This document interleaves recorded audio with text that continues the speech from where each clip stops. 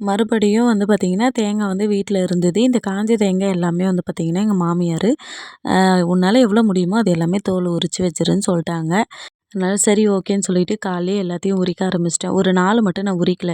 ஏன்னா வந்து காஞ்ச தேங்காய் உரிக்கிறது ரொம்ப ரொம்ப கஷ்டம். கைய வந்து எரியிற மாரி இருக்கும்.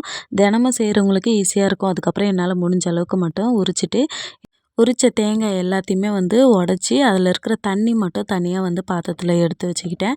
அதுக்கப்புறம் தேங்காய் எல்லாத்தையுமே இங்கே வீட்டுக்கு வெளியிலேயே வந்து பார்த்திங்கன்னா, பாக்கு கொட்டை காய வச்சிருக்கிற அதே இடத்துலயே வந்து இதையும் காய வச்சுட்டேன். ஆனால் எங்கள் வீட்டுக்கு வெளியில் மரம் அதிகமாக இருக்கிறதால வெயில் வந்து கரெக்டாக ஒரே இடத்துல இருக்க மாட்டேங்குது. அப்படியே தள்ளி தள்ளி நம்ம அடிக்கடிக்கு மாற்றி மாற்றி வைக்கிற மாதிரி இருக்குது. அதனால திருப்பியும் வந்து பார்த்திங்கன்னா, எல்லா தேங்காவையும் ஒரு சாக்கில் எடுத்துட்டு பக்கத்து வீட்டு வாசல்ல வந்து பார்த்திங்கன்னா, நல்ல வெயில் இருக்கும். அவங்க வீட்டுக்கு எதிர்ல வந்து வாசல்ல மரம் இல்ல. அதனால அங்க எடுத்துன்னு போய் காய போட்டுட்டு வந்தாச்சு. அவ்வளோதான். இந்த வீடியோ பிடிச்சா லைக் பண்ணுங்க, சப்ஸ்கிரைப் பண்ணுங்க. வீடியோ பார்த்ததுக்கு நன்றி.